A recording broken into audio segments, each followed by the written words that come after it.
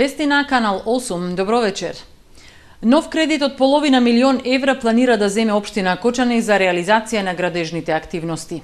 Задолжувањето се оправдува со намерата да се реализираат ветувањата за градежните зафати во сообраќајната инфраструктура во градот и другите населени места. Нов кредит од 500.000 евра планира да земе општина Кочани од Светска банка. Со парите треба да го реализира најавениот градежен бум во асфалтирањето на поголемиот број улици во градот и во неколку населени места. Оценка на локалната власт била дека тоа е приоритетно прашање што треба да се реши по привршувањето на реконструкцијата на дел од водоснабдителниот систем. Одлуката за новото задолжување градоначалникот го оправдува со способноста на локалната самоуправа навремено и редовно да го отплаќа. Оценката е дека општина Кочани е една од општините со најмало задолжување, односно со најголема кредитна способност, што не користела до сега. Третото задолжување кое што го предлагаме за 2014 година за решавање на виталните интереси на граѓаните за обезбедување на асфалт во населените места и во градот Кочани, приградските населени места и во другите населени места кои што се во рамничарскиот дел на општината Кочани. Општината, односно комуналното предпријатие Водовод, од пред неколку години веќе е задолжена со кредит од 600.000 евра од Светска банка. Парите главно се користеа за промена на потисниот цевковод и пумпите за водоснабдување. За новото задолжување имаше забелешка дека не било доволно транспарентно, односно граѓаните ни не знаат дека ќе треба во наредните 20 години да враќаат уште еден кредит. Ние донесуваме одлука да се задолжуваме. Меѓутоа ќе бидеме искрени. Ние се задолжуваме, но ги задолжуваме и тие по нас. Коректно е, кога ќе земете кредити дома, да го соберете семејството и да прашате и да им кажете дека долгот може ќе биде и нивни утре. Тоа искрено не го правиме и кога ги земаме кредитите. Донесеме одлука, се задолжуваме, а парите се сепак пари на граѓаните. Ќе се сложиме. Според градоначалникот, кредитот што го давала Светска банка бил под поволни услови и затоа општината дополнително ќе се задолжила. Нормално е советничката што го поставува прашањето, кредитот го враќаат тие што следат. И ние ќе го враќаме и тие ќе го натаму пренесат. Се е транспарентно, се е во рамките на законот и кредитното задолжување е максимално со најниски, со најдобри услови што може да бидат. Со само 1% камната на 15, односно на 20 години. Така да, такви услови, вие користите многу кредити, знаете дека такви услови многу ретко се наоѓаат. Со новиот кредит, општината ќе има вкупно задолжување од над 1 милион евра кон Светска банка. Парите ќе се потрошат во наредните 20 на месеци, а ќе треба да се враќаат до 2034 година.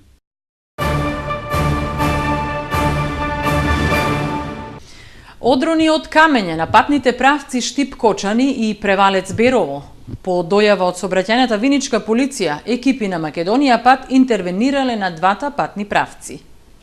Екипи на јавното предпријатие Македонија Пат, секција Кочани, утрово интервенирале на два патни правца поради одрони од камења. Тројца работници со полутеретно возило интервенирале на патниот правец А3 Штип Кочани на потегот од Истибања до Калиманска брана, каде имало одрони од камења.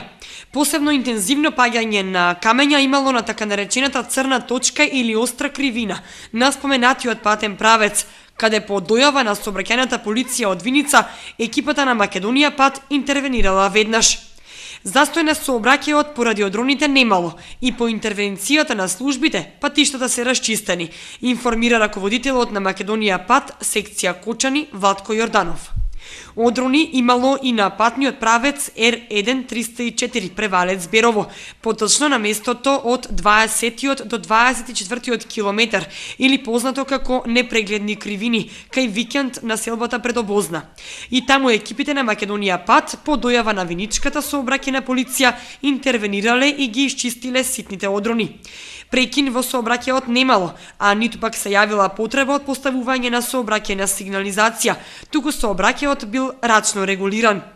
Екипите на Македонија пат секција Кочани понатаму редовно ги одражуваат проводни сите патни правци, што се под нивна надлежност, и вршат обиколки на патиштата со цел редовно контролирање на одроните. Работат во термините предвидени според законот за зимско одражување на патиштата од 4 до 8 часот во текот на утринските и од 16 до 18 часот во текот на вечерните часови, додаде Јорданов. Започнаа да важат измените во законот за возила, со кои, меѓу другото, возилата што се регистрирани ќе добиваат налепница на ветробранското стакло. Освен за патничките и товарните возила, новите правила важат и за моторциклите. Полициските станици започнаа со издавањето на лепници за извршен технички преглед и регистрација на моторните возила во Република Македонија. Ова е една од одредбите што се применуваат со измените во Законот за возила, што владата ги усвои пред 1,5 година. Налепниците за возилата регистрирани во текот на 2014 се со црвена боја, со посебно означено поле за месецот кога е извршена регистрацијата. Освен тоа, тие имаат и серијски број, што е единствен за секое возило, односно налепницата е воведена во евиденцијата според бројот на регистерската табличка и другите податоци за возилото. Тоа значи дека за учество во сообраќај на патиштата, освен што возилото треба да биде регистрирано, да има важечка сообраќајна дозвола и пропишани регистарски таблички, тоа треба да биде означено и со налепницата за извршена регистрација. Според упатството на самата налепница, таа треба да се залепи на горната десна страна на ветробранското стакло за патничките, а на долната десна страна за товарните возила и автобусите. Освен тоа, налепници ќе има и за моторциклите. Целта е службените лица на Министерството за внатрешни работи да не мораат да го проверуваат секое возило во сообраќајот дали е регистрирано, бидејќи регистрацијата на возилото ќе се препознае преку налепницата која е истакната на видно место, што представува решение по европски терк. Од денеска стапуваат во сила Законот за аудио и аудиовизуелни медиумски услуги и Законот за медиуми, со што Советот за радиодифузија на Република Македонија преминува во Агенција за аудио и аудиовизуелни медиумски услуги. Сите информации за работењето може да се најдат на нејзината веб страница www.avmu.mk. На собраниската седница на 16 јануари пак ќе се расправа за измените на Законот за аудио и аудиовизуелни медиумски услуги и на Законот за медиуми, кои ги договорија Министерот за информатичко општество Иво Ивановски и Сдруженијето на новинари на Македонија. Законите за аудио и аудиовизуелни медиумски услуги и за медиуми беа донесени на 25 декември, а дополнителните измени договорени со ЗНМ владата ги прифатила на 30 декември и ден потоа ги доставила и до собранието. Една од клучните одредби во измените е што од регулацијата се изземаат електронските публикации, односно интернет порталите, потек кој веќе предизвика реакции на дел од асоциациите на радиодифузерите. Сдруженијето на граѓани Јосип Броз Тито го прослави своето 7-годишно постоење. На свечениот собир пред членовите беа представени досегашните и планираните активности за наредниот период. Со звуците од химната на некогашна Југославија и песни посветени на револуционерното минато, членовите на Сдруженијето на граѓани Јосип Броз Тито ја обележаа 7-годишнината од основањето. Тоа беше повод да се соберат во своето седиште кај градскиот пазар и на пригодна свеченост да направат ретроспектива на досегашното работење. Рекоа дека во јавноста имаат поддршка за своите активности, а потврда за тоа било и за членувањето на млади сограѓани. Знаете, пратите ги нашите активности, дека сме прилично активни, мислам, у делот на нашите програмски активности. Јас посебно ми кажал дека оваа година наша делегација беше на погребот на Јованка Броз во Белград. Исто така наша делегација беше и во Јајце на 70 години од формирањето на Авној и Авнојска Југославија. Трендов рече дека во Сдруженијето постои заинтересираност за реализирање на сите планирани активности, кои пред се имале хуманитарен карактер. Придонес за тоа давале сите членови и поддржувачи, а не изостанувала и поддршката од одделни сопственици на стопански предпријатија. Ние и оваа година ќе продолжиме со тие активности што секоја година ги правиме.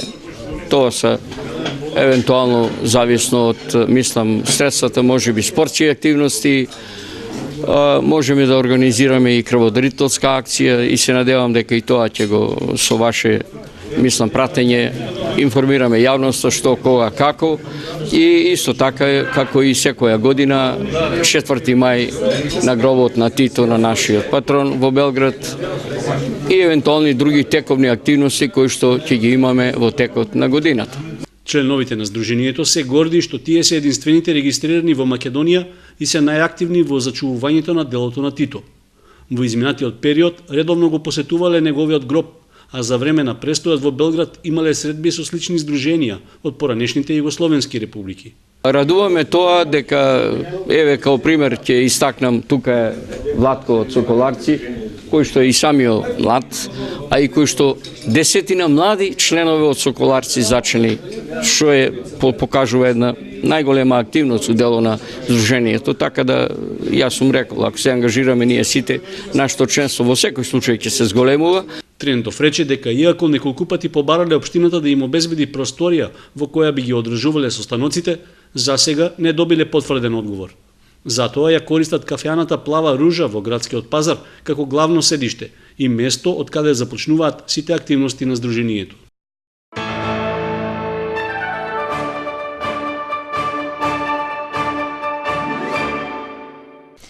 Со ракија и огнови не се слави Божик, апелираат свештениците. Големите гозби, масната храна и опивањето околу коледарските огнови се во целосна несогласност со црквата и Божикниот пост.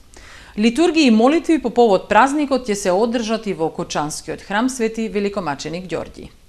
Бадникарските огнови, печењето скара и пиењето ракија се во апсолутна спротивност со начинот на кој верниците треба да ги одбележуваат деновите пред Божик, апелираат свештениците.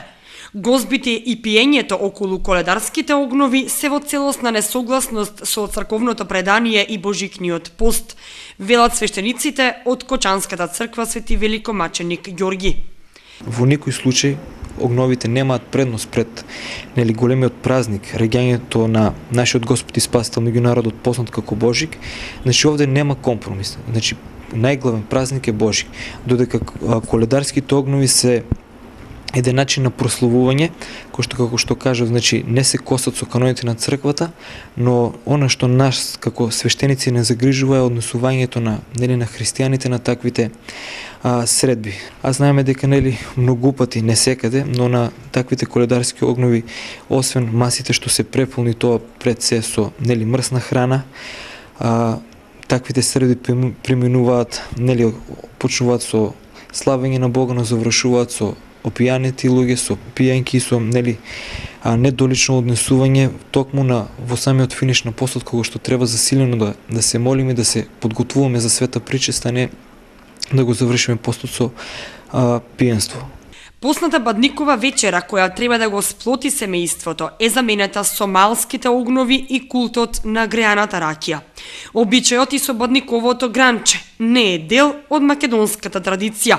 Годинава Бадник се слави во понеделник, што според типикот на Македонската православна црква, оние кои ќе се причестуваат на Божик, на Бадниковата вечера, треба да постат без масло.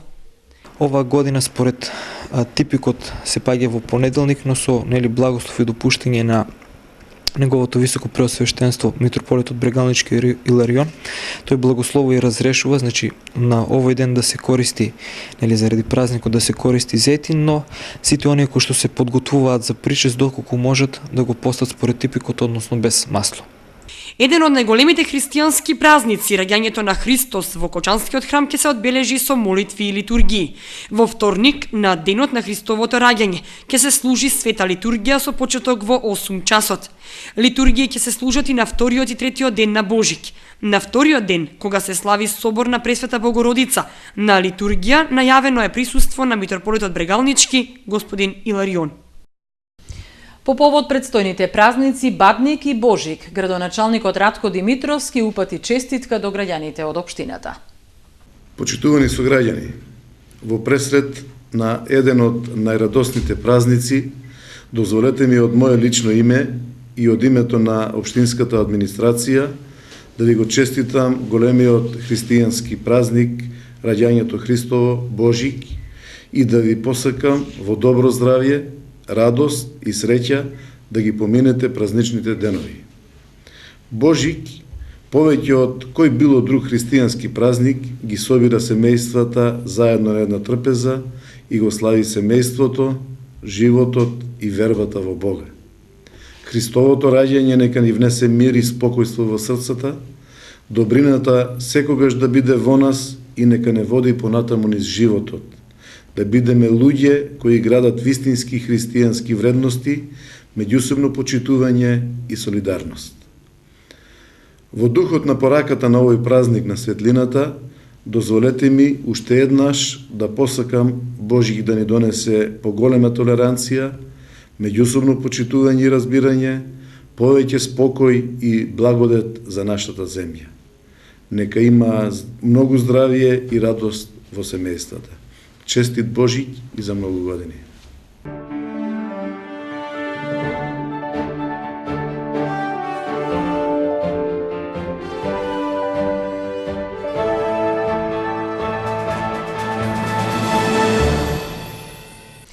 Почнуваат подготовките за манифестацијата Спортист на Кочани за 2013-та. Пријавувањето на кандидатите трае до 20 јануари. Најдобар спортист, најдобар млад надежен спортист, најдобра екипа и најдобар спортски работник, се категориите на традиционалната манифестација најуспешен спортист на Кочани за 2014-та. Би сакал да упатам еден апел до сите наши спортски работници во општина Кочани, до сите тренери, до сите спортисти, да се пријават на распишаниот конкурс кој што го има објавено општината Кочани за избор на традиционален избор на спортист на општината Кочани за 2013 година. Пријавувањето може да се врши во едношалтерската канцеларија на општината или преку пошта, а крајниот рок за доставување на пријавите е 20 јануари. Димитровски повика на масовност сите што постигнале забележителни резултати во 2013-та да влезат во конкуренција во предвидените категории. Потребно е да имаме список на освоени награди и признанија и едно кратко образложение за кандидатурата. На овој начин ќе продолжиме традицијата да бираме спортист на годината и за 2013 година. Манифестацијата Спортист на годината лани се одржа во ресторанот Софра, а за најдобар спортист на Кочани беше избран каратистот Мартин Стоименов. Рекордер во трофеите е 10-кратниот државен шампион во велосипедизам Јоже Јованов.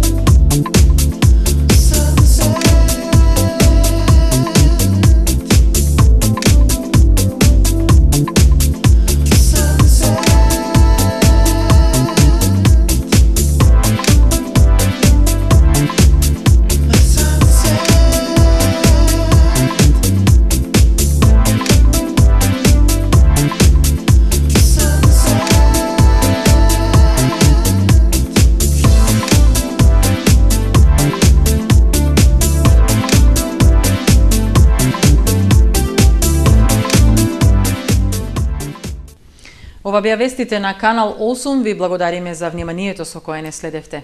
Довидување.